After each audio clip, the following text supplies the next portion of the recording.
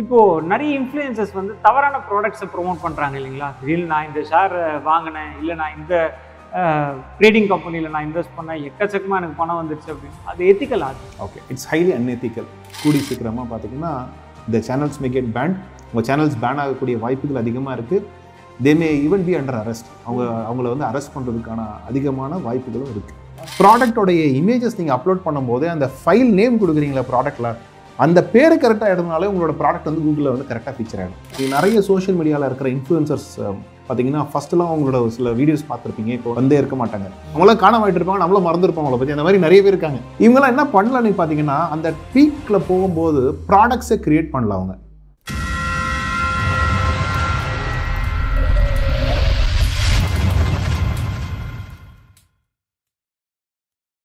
வணக்கம். இன்னைக்கு பிசினஸ் பேசலாம் நிகழ்ச்சியில் நம்ம சந்திக்கக்கூடிய தொழில் முனைவர் யார் அப்படின்னு பார்த்தீங்கன்னா, நம்ம அத்தனை பேருக்கும் தேவைப்படக்கூடிய டிஜிட்டல் மார்க்கெட்டிங் இந்த இண்டஸ்ட்ரியில் 15 வருஷமா இருந்துட்டு இருக்கக்கூடிய பிசிசி மார்டெக் நிறுவனத்துடைய நிறுவனர் திரு முகமது இலியாஸ் அவர்கள். வணக்கம் சார். வணக்கம் சார். சார், உங்ககிட்ட ஒரு முக்கியமான கேள்வி சார் ஆரம்பத்தில். என்னன்னா, நம்மளுடைய சப்ஸ்கிரைபர்ஸ் நிறைய பேர் வந்து பார்த்தீங்கன்னா ஸ்டார்ட் அப், அதாவது ஒரு பிஸ்னஸ் ஆரம்பிக்கணும் அப்படின்னு நினைக்கக்கூடிய அந்த லெவலில் இருக்கக்கூடிய பீப்புள். ஸோ பொதுவாகவே பிஸ்னஸ் ஆரம்பிக்கணும்னு நினைக்கிறவங்களுக்கு என்ன ஒரு சின்ன ஒரு ஸ்ட்ரகிள் இருக்கும் அப்படின்னா, எப்போ ஆரம்பிக்கலாம், இல்லை ஆரம்பிக்கலாமா, ஐயோ ஆரம்பிச்சா தோற்றுருமா, அந்த மாதிரிலாம் நிறைய ஃபியர் இருக்கும். ஸோ நீங்கள் பிஸ்னஸ்குள்ளே வந்திருக்கீங்க, ஆல்ரெடி ஏதோ ஒரு கம்பெனியில் ஒர்க் பண்ணியிருப்பீங்க, ஒர்க் பண்ணிவிட்டு அடுத்த ஒரு பிஸ்னஸ் ஆரம்பிக்கலாம் அப்படின்னு வந்தீங்க. ஸோ அந்த டிசிஷன் எப்படி எடுத்தீங்க சார்? அந்த ஒரு நாள் பற்றி சொல்லுங்களேன். நான் வந்து ஒர்க் பண்ணிட்டு இருந்த நிறுவனத்தில் பார்த்தீங்கன்னா, நான் என்னுடைய ஒரு ஸ்பீடு இருக்கும், எப்போ ஒர்க் பண்ணுறதுல ஒரு ஸ்பீடு இருக்கும்.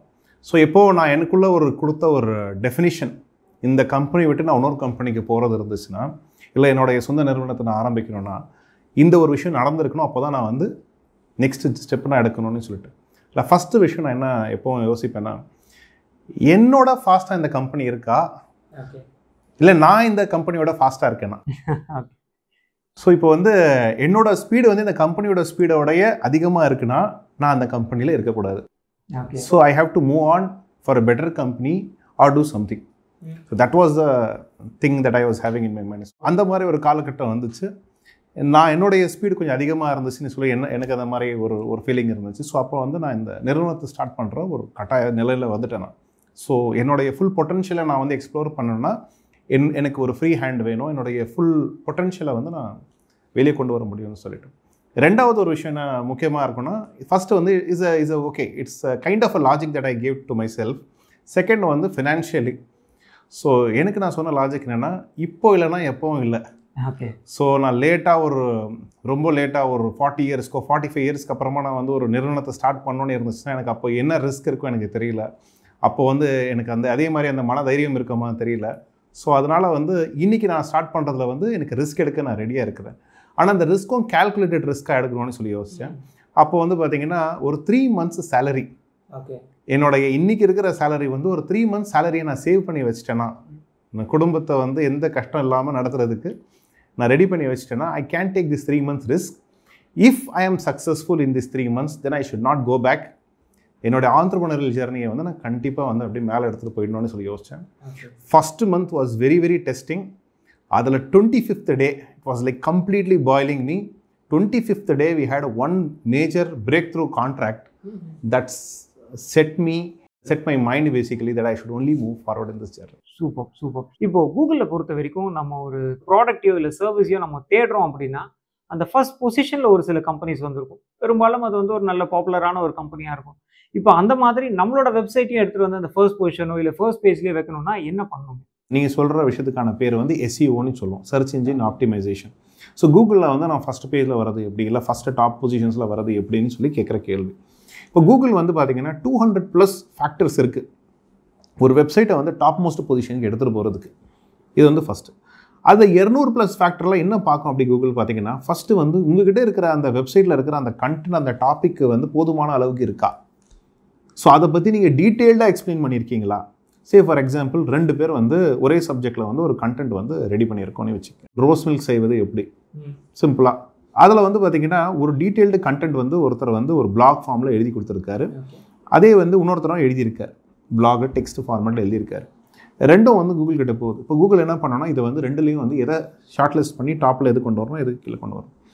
இது நான் சொல்கிறதெல்லாம் வந்து எல்லா ஃபேக்டர்ஸும் சப்ஜெக்டிவ் டு சேஞ்ச் இதெல்லாம் ஒரு சில விஷயங்கள் வந்து நீங்கள் கான்ஸ்டண்ட்டாக எடுத்துக்கலாம். கூகுள் என்ன பார்க்கணும்னா இந்த ஆர்டிக்கிள் வந்து 10,000 வேர்ட்ஸ் இருக்குது, இந்த ஆர்டிக்கிள் வந்து 1000 வேர்ட்ஸ் தான் இருக்குது. அப்போது இது வந்து நிறைய கண்டென்ட் இருக்குது. இது ஒன்று.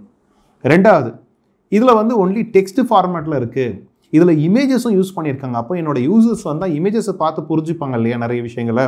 அப்போது இமேஜஸ் இருக்கிற கண்டென்ட்டை அதிகமாக ரேங்க் பண்ணும். அதுக்கு அடுத்தது இதில் வீடியோஸும் இருக்குது. ஸோ ஒரு பிளாகில் டெக்ஸ்ட் இருக்குது, வீடியோஸ் இருக்குது, இமேஜஸ் இருக்குது. அப்போ அது ரொம்ப பயனுள்ளதாக இருக்கும் இல்லையா. அதுக்கப்புறம் இது வந்து ரொம்பவே செக்மெண்டடாக இருக்குது. கரெக்டாக பேராகிராஃபாக டிஃபைன் பண்ணியிருக்காங்க. ஹெடர் டேக்ஸ்னு சொல்லுவோம், ஒரு ஹெட்டிங் கரெக்டாக கொடுத்துருக்காங்க. ஸோ இதெல்லாம் அனலைஸ் பண்ணி என்ன பண்ணோம், இதுதான் நல்ல கண்டென்ட் போல் இருக்குது மக்களுக்குன்னு சொல்லிட்டு அந்த அல்காரிதம் ஸ்டடி பண்ணி இது வந்து ரேங்க் பண்ணும். இது வந்து ஒரு ஃபேக்டர் ஃபார் ரேங்கிங். ரெண்டாவது ஃபேக்டர் என்ன இருக்கும், இந்த வெப்சைட்டில் இதே மாதிரி வந்து பயனுள்ள விஷயங்கள் வந்து நிறைய வந்து அவங்க பப்ளிஷ் பண்ணியிருக்காங்களா இதுக்கு முன்னாடி. ஆமாம், நிறைய பப்ளிஷ் பண்ணியிருக்காங்க, நிறைய டிராஃபிக் இருக்குது. அது ஒரு ப்ளஸ் பாயிண்ட்டாக போகும். இதுக்கு அடுத்தது ஒரு ப்ளஸ் பாயிண்ட்டாக இருக்கும்னு பார்த்தீங்கன்னா, கூகுளில் இந்த வெப்சைட்டை பற்றி வேறு வெப்சைட்ஸில் பேசப்பட்டிருக்கா, நம்பகமான வெப்சைட்னு சொல்லிட்டு கூகுள் கிட்ட ஒரு லிஸ்ட் இருக்குது. இந்த நம்பகமான வெப்சைட்டில் இந்த வெப்சைட்டை பற்றி இருக்கா, ஆமாம் இருக்குது, இங்கே இருக்கிற ஒரு ஆர்டிக்கல் அங்கேயும் பப்ளிஷ் ஆகிருக்கு, இல்லை இந்த நிறுவனத்தோட பேர் இந்த டொமைன் நேம் வந்து இன்னொரு இடத்துலையும் பப்ளிஷ் ஆகிருக்கு அப்படின்னா இந்த வெப்சைட்டுக்கு வந்து அதிக அளவில் வேல்யூ கொடுங்க, ஒரு எக்ஸ்ட்ரா கொஞ்சம் கூட்டி மார்க்ஸ் கொடுங்க அப்படின்னு சொல்கிற மாதிரி வரும். இது எல்லாமே வந்து ஒரு ஃபேக்டர்ஸ். ஆனால் இதெல்லாம் ஒரு சைடில் வச்சுருங்க. இப்போ நான் சிம்பிளுங்க, இதெல்லாம் வந்து எவ்வளோ எனக்கு புரிதல் இல்லை, நான் இதை பற்றி வந்து பண்ணணும், அது பெரிய ப்ராசஸாக தெரியுதுன்னா இன்றைக்கி ஈஸியாக ரேங்க் பண்ணக்கூடிய ஒரு சில டிப்ஸ் அண்ட் ட்ரிக்ஸ் இருக்குது.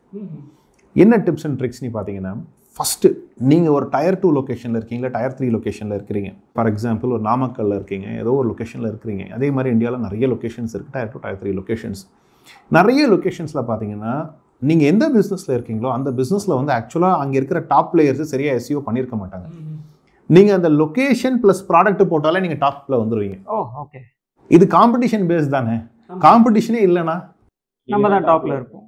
சிம்பிள். அந்த மாதிரி பார்க்க போனீங்கன்னா நிறைய பேர் என்ன பண்ணுவாங்கன்னா, அவங்களுடைய ப்ராடக்ட்டுக்கு வந்து அந்த ப்ராடக்டோடைய பேரே சரியாக கொடுத்துருக்க மாட்டாங்க, ப்ராடக்டோட இமேஜுக்கே சரியாக பேர் கொடுத்துருக்க மாட்டாங்க.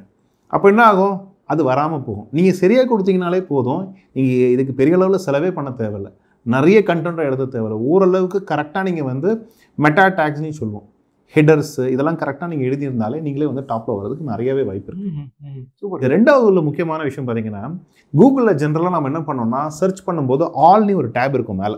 ஜென்ரலாக ஆல்னி இருக்கக்கூடிய இடத்துல தான் நம்ம எல்லாம் சர்ச் பண்ணுவோம். அதில் தான் எல்லாம் கண்டென்ட் டிஸ்பிளே ஆகும்.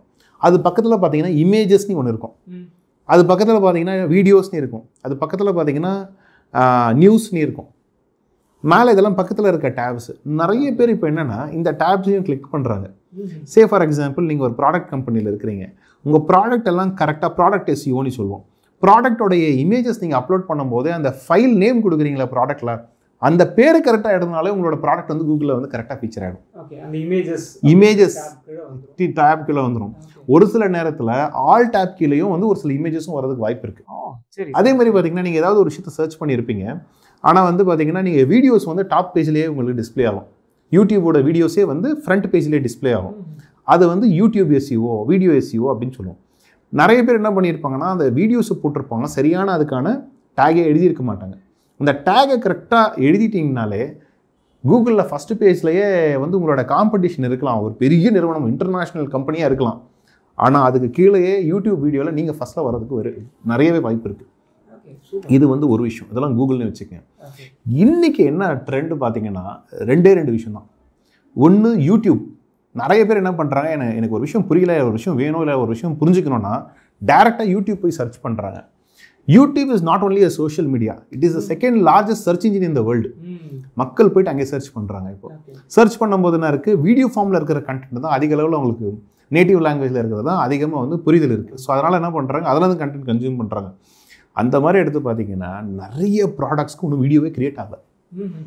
கிரியேட் ஆகிருந்தாலும் எல்லாம் இங்கிலீஷில் இருக்குது, பட் ரீஜனல் லாங்குவேஜ்லேயே இல்லை. இன்னும் தமிழில் வந்து நிறைய கண்டென்ட் வந்து நிறைய ப்ராடக்ட்ஸ்க்கு வந்து வரதுக்கான நிறையவே டிமாண்ட் இருக்குது. மக்கள் அதுக்கான கண்டென்ட் ஆவலோட எதிர்பார்த்துட்டு இருக்காங்க, ஆனால் கண்டென்ட்டே இல்லை.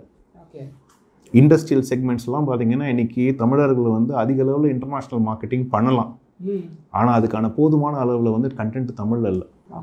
இது சிம்பிள் லாஜிக். இது கரெக்டாக கிராக் பண்ணாலே இன்றைக்கி பெரிய லெவலில் பிஸ்னஸ் பண்ணிட்டு இருக்கலாம். சூப்பர். அப்போ நம்ம லோக்கல் ட்ரேட் வந்து ஒரு இன்டர்நேஷனல் லெவலில் எடுத்துகிட்டு போகிறதுக்கு நம்ம லாங்குவேஜில் வீடியோஸ் பண்ணாலே பெரிய விஷயம், பெரிய அட்வான்டேஜ். அதுவும் especially B2B segments, industrial segments huge scope இருக்குது. சூப்பருங்க. சோஷியல் மீடியாவில் நம்மளுடைய கம்பெனிஸ் பற்றின அத்தனை அப்டேட்ஸும் போட்டுடுறோம். யூடியூப்பில் நம்ம கம்பெனியோடைய ப்ராடக்டோடைய அவேர்னஸ் எல்லாம் கொடுத்துட்றோம். வெப்சைட் அப்போ தேவையா? வெப்சைட் இல்லாமலே அப்போ பிஸ்னஸ் நடத்த முடியுமா? Very good question. இது சிம்பிளாக சொல்ல போனால் ஒரு நண்பர் சொன்னார், ரஃபீன்னு சொல்லி ஒரு நண்பர், அவர் வந்து இந்த டிஜிட்டல் மார்க்கெட்டிங் நிறைய கோர்ஸ் எல்லாம் நடத்திட்டு இருக்கிற சொன்னார், சொந்த வீடு வாடகை வீடுன்னு சொல்லி நல்லா அருமையாக சொன்னார் அவர். சொந்த வீடுன்னா என்ன? நீங்கள் தான் இருக்க முடியும், நீங்கள் சொல்கிறது தான் சட்டம், நீங்கள் உங்களுக்கு தேவையான விஷயங்களை நீங்கள் உருவாக்கிறீங்க, அதுதான் உங்களோட வெப்சைட்டு. சோஷியல் மீடியா சொல்கிறது உங்களோட வாடகை வீடு தான்.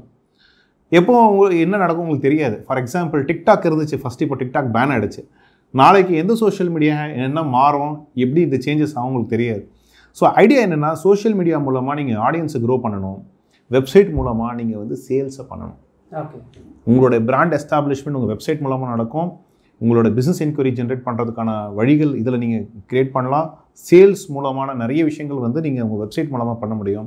சோஷியல் மீடியா மூலமாக எந்த அளவுக்கு முடியுதோ அந்த அளவுக்கு வந்து ஆடியன்ஸ் என்கேஜ் பண்ணிவிட்டு ஆடியன்ஸை க்ரோ பண்ணுறது தான் உங்களுடைய நோக்கமாக இருக்கணும். ஸோ இது ரொம்பவே முக்கியம். ஓகே. ஸோ வெப்சைட் கட்டாயம் தேவை. இன்றைக்கி நிறைய சோஷியல் மீடியாவில் இருக்கிற இன்ஃப்ளூயன்சர்ஸ் பார்த்தீங்கன்னா ஃபஸ்ட்டெல்லாம் அவங்களோட சில வீடியோஸ் பார்த்துருப்பீங்க. இப்போ வந்து அவங்க வந்தே இருக்க மாட்டாங்க, நிறைய வீடியோஸ் போட்டிருக்க மாட்டாங்க, சேனல் பேன் ஆகிருக்கும், நிறைய விஷயம் நடந்திருக்கும், அவங்களாம் காணாம ஆகிட்டு இருப்பாங்க, நம்மளும் மறந்துருப்பாங்க அவங்கள பற்றி. அந்த மாதிரி நிறைய பேர் இருக்காங்க. ஓகே. இவங்களாம் என்ன பண்ணலன்னு பார்த்தீங்கன்னா, அந்த பீக்கில் போகும்போது ப்ராடக்ட்ஸை க்ரியேட் பண்ணல, அவங்க அசோசியேஷன்ஸை சரியாக ஃபார்ம் பண்ணல, சரியாக நிறைய நபர்களுடைய இல்லை கம்பெனிஸோட கொலாபரேட் பண்ணல. அதெல்லாம் பண்ணிவிட்டு இவங்களுடைய ஆடியன்ஸை தக்க வச்சிருக்கணும்னா அவங்க என்ன பண்ணியிருக்கணும்னா வெப்சைட்டை கிரியேட் பண்ணியிருப்பாங்க. இது எல்லாமே வெப்சைட்டில் ரிஃப்ளெக்ட் ஆகிருக்கும். ஸோ ஒரு சோஷியல் மீடியா அவங்கள பேன் பண்ணிச்சுனாலும் இன்னொரு சோஷியல் மீடியா மூலமாக அவங்க திரும்ப வந்திருக்கலாம், திரும்ப அந்த ஆடியன்ஸ் வந்து தக்க வச்சிருக்கலாம். ஆனால் அது இல்லாத காரணத்தினால they didn't take off. Okay. இப்போது நிறைய இன்ஃப்ளூயன்சர்ஸ் வந்து தவறான ப்ராடக்ட்ஸை ப்ரொமோட் பண்ணுறாங்க இல்லைங்களா? திடீர்னு நான் இந்த ஷேர் வாங்கினேன், இல்லை நான் இந்த ட்ரேடிங் கம்பெனியில் நான் இன்வெஸ்ட் பண்ணேன், எக்கச்சக்கமாக எனக்கு பணம் வந்துடுச்சு அப்படின்னு. அது எத்திக்கல்? அது ஓகே, இட்ஸ் ஹைலி அன்எத்திக்கல். இதில் பார்த்தீங்கன்னா அதே மாதிரி ஹெல்த் கேர் இன்ஃப்ளூயன்சர் கைட்லைன்னு சொல்லிட்டு கவர்மெண்ட் வந்து இப்போ ஃபார்ம் பண்ணியிருக்கு. நிறைய பேர் வந்து இந்த வெயிட் லாஸ் ப்ரோக்ராம்ஸ், இந்த வெயிட் லாஸ் ப்ராடக்ட்ஸை வச்சுட்டு நிறைய ஸ்கேம் பண்ணிட்டு இருக்காங்க. ஸோ மக்களுக்கு தெரிய வேண்டிய விஷயம் என்னென்னா, ஹெல்த் இன்ஃப்ளூயன்சர்ஸ் எல்லாரும் மாற முடியாது.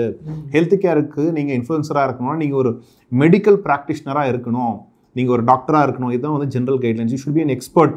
நீங்கள் அதுக்கான படிப்பு படிச்சிருக்கணும், அதுக்கான சட்டப்பூர்வமான அந்த டிகிரிஸ் நீங்கள் வாங்கியிருக்கணும். அப்போ தான் நீங்கள் பேசலாம், இல்லைனா பேசக்கூடாது.